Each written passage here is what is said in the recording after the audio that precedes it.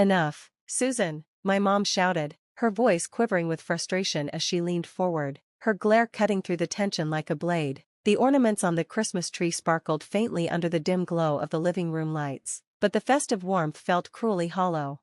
I sat frozen, my hands gripping my lap, trying to quell the anger rising inside me.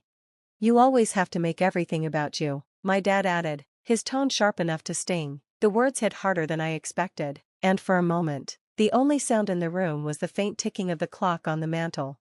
My name is Susan Blanchard. I was 32 years old then, and this was Christmas Eve in the late 1970s, a time when families like ours in rural Illinois depended on one another. Our family farm, passed down for generations, was struggling to stay afloat. Years earlier, I'd moved to Chicago to become a lawyer, a choice my parents still saw as a betrayal of our roots. Meanwhile, my older brother Jake stayed behind, running the farm and basking in the glow of our parents' constant praise. I didn't resent him for staying, it was how they treated me that stung. No matter what I did, I was always the outsider. Since summer, I'd quietly sent money to the farm's shared account, hoping to help with the mounting bills Jake had mentioned. He'd asked me to keep it between us, insisting it would hurt our parents' pride if they knew. At the time, it made sense. I trusted Jake to handle it. But now, sitting at the table, listening to our parents heap praise on him for sacrificing so much to save the farm, I felt a deep sense of betrayal. Jake's the reason we've been able to keep things going, my mom said, her voice thick with pride. I don't know what we'd do without him. I looked across the room at Jake, expecting some sign of acknowledgement or guilt. Instead, he leaned back in his chair with a smirk, clearly enjoying the spectacle. That was the breaking point. Actually, I said, my voice shaking but loud enough to pierce the chatter, I'm the one who's been sending money, every month since July. My dad scoffed, shaking his head as if I'd just said something absurd. Don't start making things up, Susan. Jake's been here day in and day out, working his tail off for this family. Why would you even say something like that? The dismissive tone stung more than the words. My mom crossed her arms, her expression cold. Honestly, Susan, it's Christmas. Can we not ruin the evening with your need for attention? Anger and humiliation surged through me. I'm not making it up, I said firmly. I've been depositing money at the Chicago branch of the bank, directly into the farm account. Every single deposit came from me. But they weren't listening. My dad waved me off with an exasperated sigh, and my mom turned to Jake, who shrugged, feigning ignorance. The frustration was unbearable. Are you really going to sit there and lie, Jake? I demanded, my voice sharp. You know I've been making those deposits. Jake didn't flinch. He leaned back, his smirk widening. I have no idea what you're talking about, Susan, he said, his tone dripping with false innocence. My blood boiled. Unbelievable, I muttered, shaking my head, but our parents didn't seem to care. My dad sighed heavily, as if I were the one ruining the evening, while my mom cast Jake a sympathetic glance, as though he were the victim. I stood, my chair scraping against the floor, and locked eyes with Jake. You know exactly what I'm talking about, I said, my voice trembling with anger. Those deposits weren't small. You've been letting our parents believe you're some kind of hero, when all you've done is lie. If you don't admit it now, I'll leave first thing tomorrow, I said firmly, my voice steady despite the storm of emotions roiling inside. I'll go back to Chicago and get the proof myself. Jake shrugged, leaning back in his chair with infuriating nonchalance. You're wasting your time, Susan, he said with a chuckle. Whatever story you've cooked up in your head, go ahead and prove it. In that moment, I realized Jake didn't think I'd actually follow through. To him, this was just another family argument that would fizzle out, one where I'd eventually back down, letting him win like always. His smirk said it all. He thought I was too afraid of the fallout to take action. But that smirk only fueled my determination. I wasn't going to let him get away with this, not this time. He'd lied, taken advantage of me, and soaked up our parents' praise while treating my contributions like they didn't exist. I wasn't staying silent. The next morning, I packed my bags, unable to endure another moment in that house. When I told my parents I was leaving, my mom sighed, her voice heavy with disapproval. It's Christmas, Susan, she said, as if I were the one ruining everything. My dad didn't even look up from his coffee. Can't go a single holiday without causing a scene, he muttered. Jake, of course, barely hid his grin, lounging smugly in his chair as though he'd already won. I didn't respond. I wasn't staying, not with everyone acting like I was the problem. I knew the banks were closed, but I didn't care. I needed to get out of there. away from their judgment and his lies.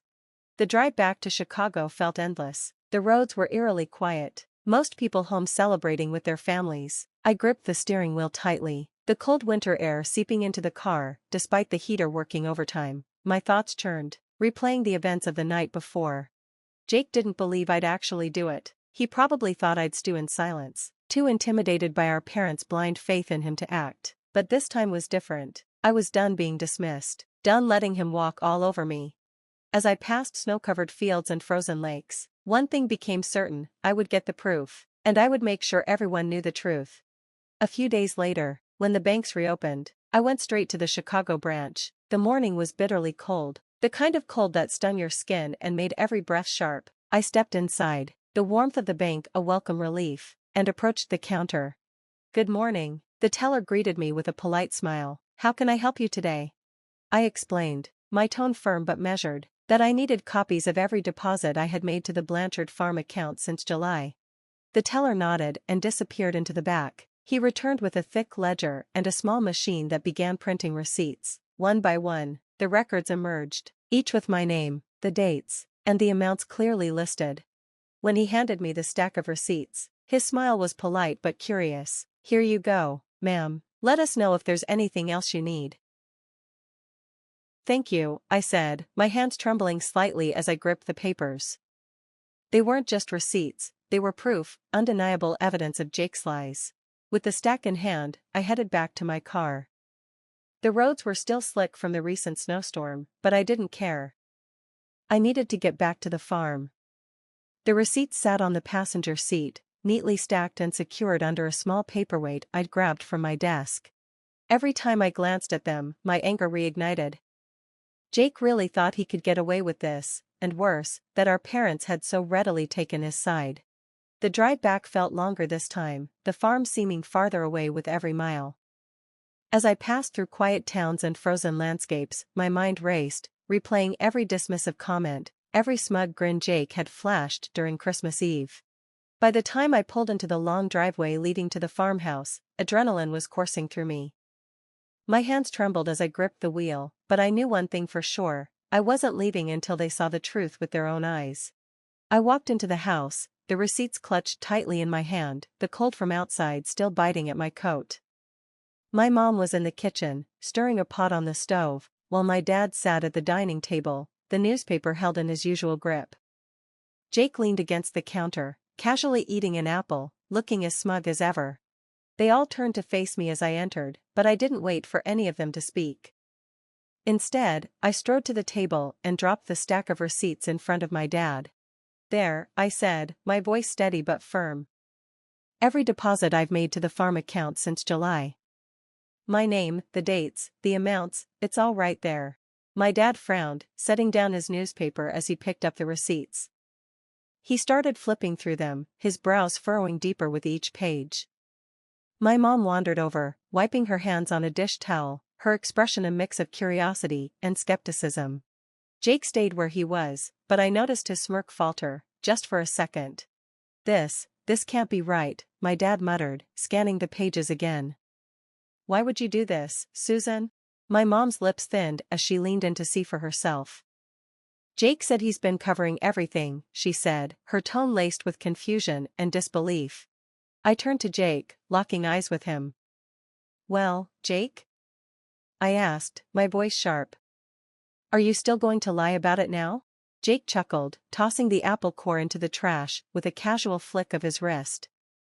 "Susan," he said smoothly, "I don't know where you got those, but they're not real. You probably forged them to make me look bad." His calm, mocking tone churned my stomach. I glanced at our parents, expecting, hoping, for a flicker of doubt, but all I saw was their disappointment aimed squarely at me. "Susan," my dad said, his voice low and angry, "what's gotten into you? This is a new low, even for you." My mom grabbed the stack of receipts, holding them like they were contaminated. "Did you think we wouldn't see through this?" she asked, her voice shaking. "Jake's been here every day, working to keep this farm alive, and you," she jabbed the receipts toward me, "you come back with some phony papers and expect us to believe it? You've always been so desperate for attention."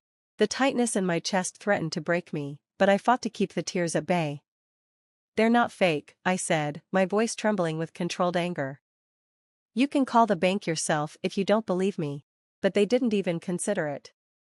Instead, they stood united in their unwavering defense of Jake. My dad tossed the receipts back onto the table like they were trash. "Enough, Susan," he said, his tone final. I stared at them, stunned by their refusal to even entertain the truth. "I can't believe this," I said, my voice rising as the weight of their disbelief crushed me. "Even with the proof right here in black and white, you still defend him? I've spent months helping keep this farm afloat, and all you've done is give Jake the credit and call me a liar." Jake crossed his arms, leaning against the counter with that infuriating smirk. "Don't be so dramatic, Susan," he said with a shrug. "You've always been jealous. This isn't any different. That was the last straw." "You know what? I'm done," I said, my voice breaking with anger. "Don't expect me to ever come back here. I've had enough." My mom's face tightened, and my dad shook his head in disappointment, as if I were the one in the wrong. Without another word, I turned and walked out, slamming the door behind me. The cold air hit me like a slap, but it was better than staying in that house another second. By the time I got back to Chicago, I'd made up my mind. No more bending over backward for people who refused to see the truth. The first thing I did after unpacking was call the bank. "No further transfers to that account," I told the teller, my voice steady, despite the anger bubbling beneath the surface. It felt strange, like cutting a cord that had tied me to the farm for so long. But it also felt freeing, like I was finally letting go of a burden I never should have carried. At first, I thought I'd feel guilty. I didn't. Every time I thought about Jake's smug face or our parents' blind defense of him, my resolve only strengthened. Let Jake handle the farm. Let him be the hero he pretended to be. I wasn't going to keep throwing money into a place that treated me like an outsider. 6 months passed in silence. Not a phone call, not a letter, nothing. I focused on my work and tried to push the anger and hurt aside. Then, one summer afternoon, there was a knock on my apartment door. I wasn't expecting anyone. When I opened it, I froze. Standing there were my mom and dad, looking tired and hesitant. My dad cleared his throat. "Can we come in?" he asked, his voice quieter than usual. My mom clutched her purse tightly, her lips pressed into a thin line. Part of me wanted to slam the door in their faces. But curiosity won out. I stepped aside and let them in. They sat awkwardly on my couch, glancing around like they didn't know where to start. "What do you want?" I asked finally, leaning against the armrest of a chair with my arms crossed. Whatever they had to say, I wanted it out in the open. My dad stared at the floor, his voice low and hesitant. "Susan, we owe you an apology. A big one." My mom nodded, her grip on her purse so tight her knuckles were white. "We were wrong," she said softly. "We didn't believe you when you tried to tell us the truth. And, we need to make this right." I crossed my arms and leaned back in the chair. "Go on," I said, my tone sharper than I intended. My dad let out a heavy sigh. "After you left, things started falling apart on the farm, bills piled up, equipment broke down, and the crops didn't bring in enough to keep us going. At first, we thought Jake had it handled. He kept saying he'd figure it out, but he didn't. And when we pressed him, he trailed off." Glancing at my mom. Her eyes were brimming with tears as she picked up where he left off. "He confessed, Susan. He admitted it. You were the one making the deposits all those months. You were the reason we stayed afloat." She hesitated, her voice trembling. "We couldn't believe it, not just that he lied, but that we didn't listen to you when you tried to tell us. We're sorry, Susan, truly sorry, for not believing you, for how we treated you, for everything. You didn't deserve any of it." I stared at them. For the first time, I saw something in their faces I hadn't expected, genuine shame. My dad met my gaze, his expression heavy with regret. "We're asking for your forgiveness, Susan," he said quietly. "I know we don't deserve it, but we had to come here and tell you the truth. You saved the farm, and we owe you more than an apology." For a moment, I let their words hang in the air. Part of me wanted to let the silence stretch on forever, to make them sit with their guilt, but instead, I asked, "Where's Jake?" My voice was calm, but anger simmered just beneath the surface. My mom exchanged a nervous glance with my dad before answering. He's still at the farm. He wanted to come with us, but we thought it was better if we spoke to you alone first. My dad nodded, shifting uncomfortably. He's been keeping to himself since he admitted everything. I think he knows there's no excuse for what he did. He's ashamed. Ashamed? I repeated, letting out a bitter laugh. That's rich. After months of letting you believe I was a liar? After taking credit for everything I did to keep the farm running?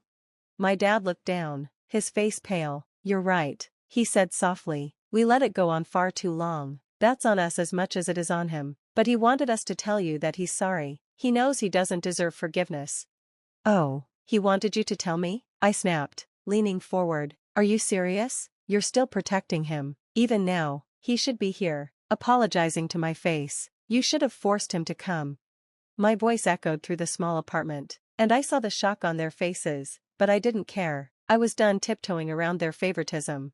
My mom opened her mouth, but I cut her off. Do you even hear yourselves? He lies, manipulates, and twists everything I did into some heroic story for himself. And now, when it's time to take responsibility, you're still shielding him? What? He's too embarrassed to face me, so you're here cleaning up his mess? Do you realize how insane that sounds?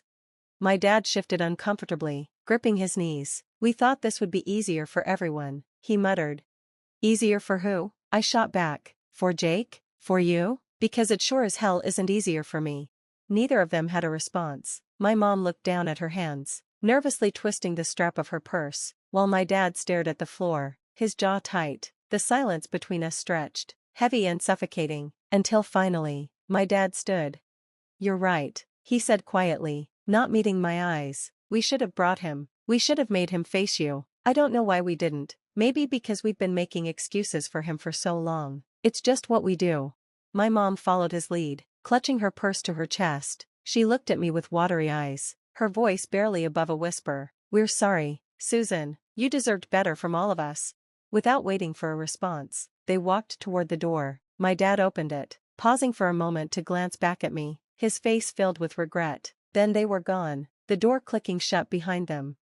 For a long time, I just sat there, the weight of their shame hanging in the room like a ghost. For the first time in my life, it felt like they finally saw the truth. A week later, there was another knock at my door. When I opened it, my stomach turned. Jake was standing there, hands stuffed in his jacket pockets, looking as miserable as I'd ever seen him. Susan, he said, his voice low and hesitant, can I come in? For a moment, I considered slamming the door in his face, but instead, I stepped aside, letting him in without a word. He stood awkwardly in the middle of the living room, shifting his weight from one foot to the other. He didn't sit or take off his jacket. Finally, he spoke. I came to apologize, he said, his voice barely above a whisper, for everything, for lying, for taking credit for the money you sent, for letting Mom and Dad treat you the way they did. His voice cracked, but I stayed silent, waiting. I don't have an excuse, he continued. I was jealous of you, Susan. I've always been jealous. You've done so much with your life, and I stayed behind. I thought if I could keep their approval, I'd feel, I don't know, important, but it was wrong, all of it. Jake's voice broke completely, and before I could say anything, he dropped his head into his hands and started to cry, big, heavy sobs that shook his entire body. It wasn't the kind of crying you fake, it was raw, filled with shame. For a moment, I just stood there, unsure of what to say or do. After that day, something shifted. My parents didn't call right away, but when they did, their tone was different. No defensiveness, no excuses. My dad mentioned they'd started handling the farm finances themselves. My mom let it slip that Jake was working to make things right. It wasn't everything, but it was enough. As for Jake, he stayed out of my way after that apology. He didn't try to fix things too quickly, which was fine by me. Trust isn't something you rebuild overnight. But knowing my family finally saw the truth, and the hurt they'd caused, was enough to give me a little peace.